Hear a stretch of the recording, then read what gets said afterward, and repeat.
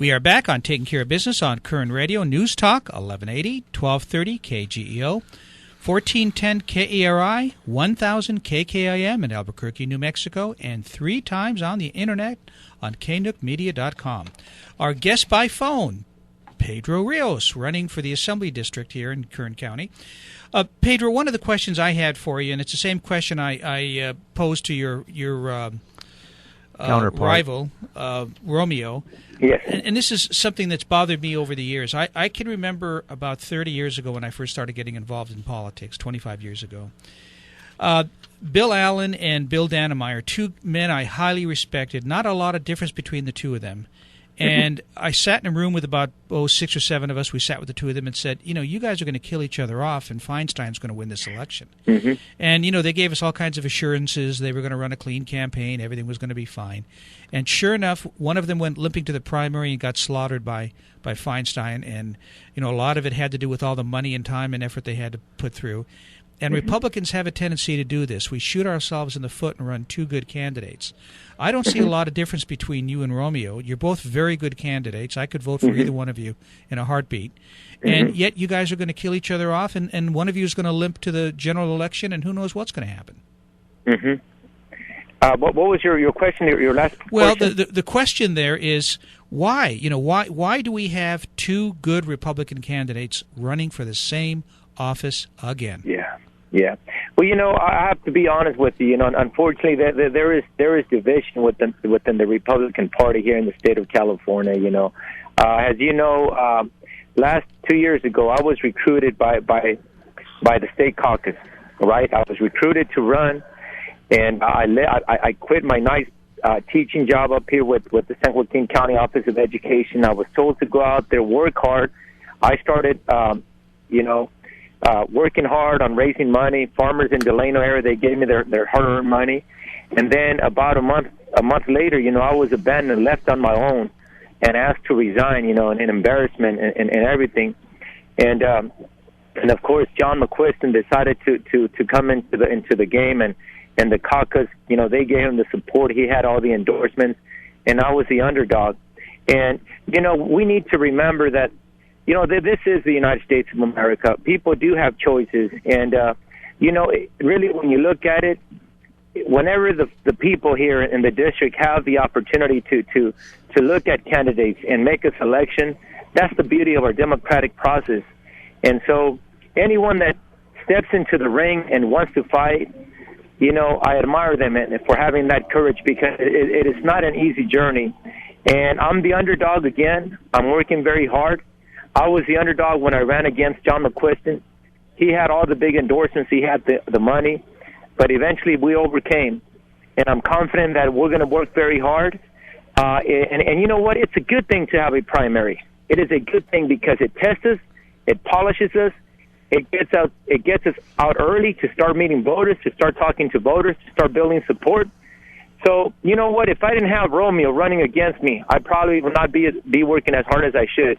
So it's a good thing. And I'm sure that Romeo, the fact that I am running against him, then that's also forcing him to work hard and to get out there. So it's a good thing. It's a good thing for the people, for everybody, and it's a good thing for the democratic process that our forefathers embedded in the Constitution, that all people should be able to run, because this is a great country after all, and that's what it's about. It's about a free America. So I'm all for it, and come June 3rd, the people will decide. And should Romeo overcome, I will be right there, and I will do my best to support him in his endeavor. And if I overcome, I also expect him to do the same, and people to hold him accountable to his word, so that I'm not left hanging like John McQuiston did. He told me, and he told everybody up in Kings County, that should I overcome, he was going to help me, he was going to endorse me. A month later, he abandoned me and left me hanging.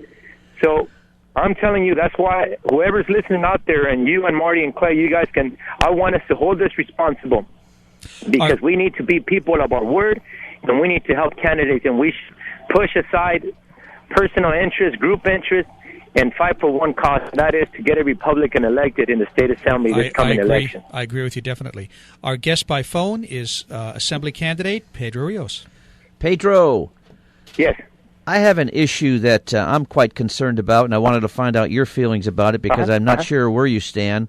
It's Common Core. Mm-hmm. What's your position on Common Core, the educational program that our administration is trying to shove down our throats?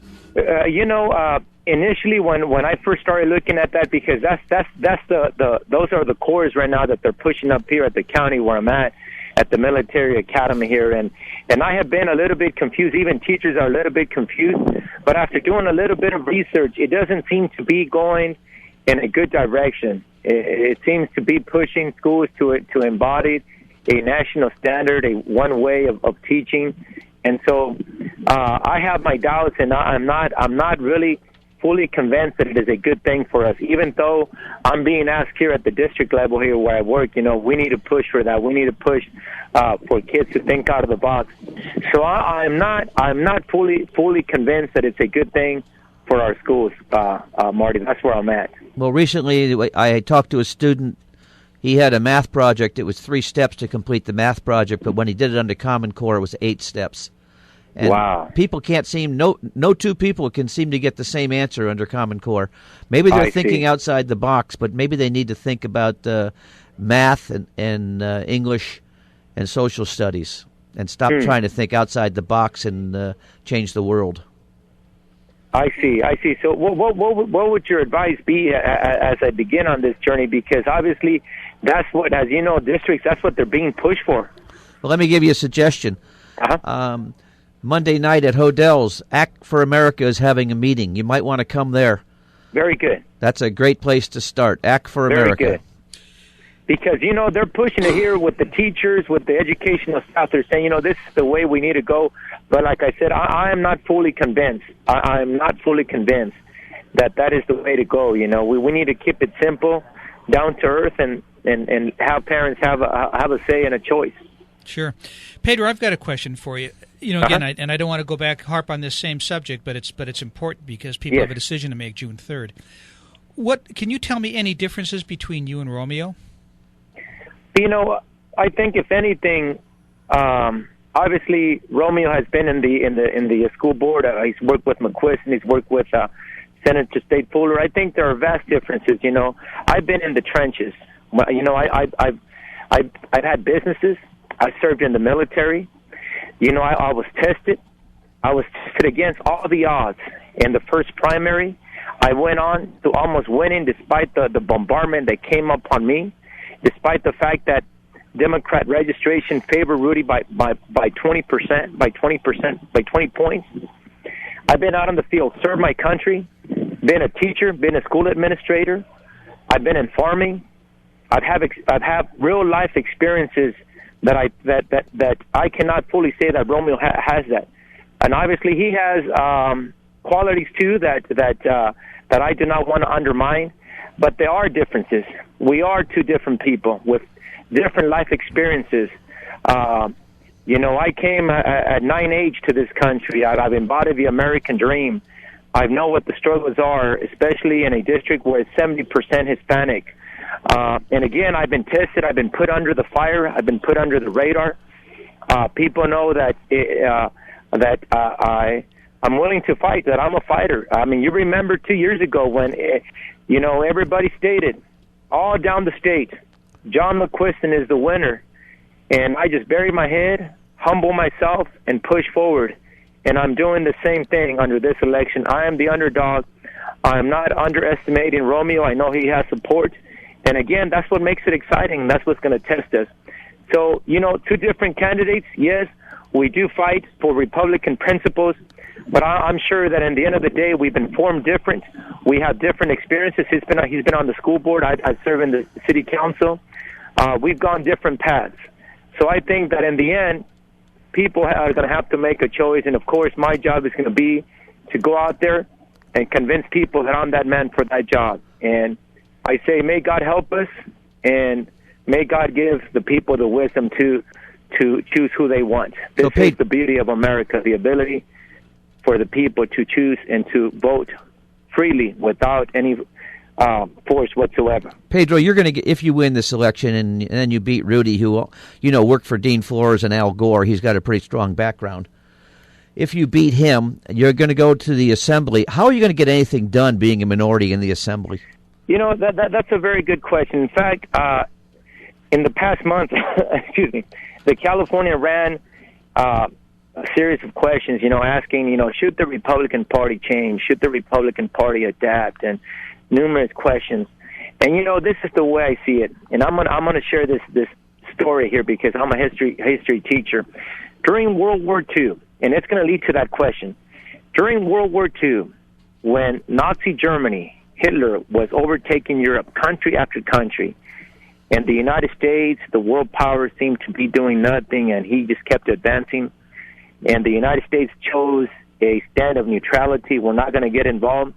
And there was Great Britain. Hitler began to attack Great Britain, and they stated, we're going to go after this island, and we're going to take it.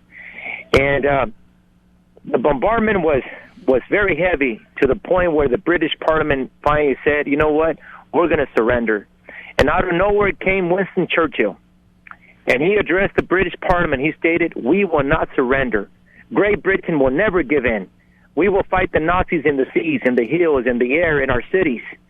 But we will not surrender. And eventually, with the Allies, with the United States coming in, they went forward and defeated Nazi Germany. And I believe that this is a great opportunity. Sure, there's opposition out there, but those are great moments for us to overcome. I believe that it is a prime time for us as Republicans to go out there, because if we give in, then it's all going to be over. We need to be a voice.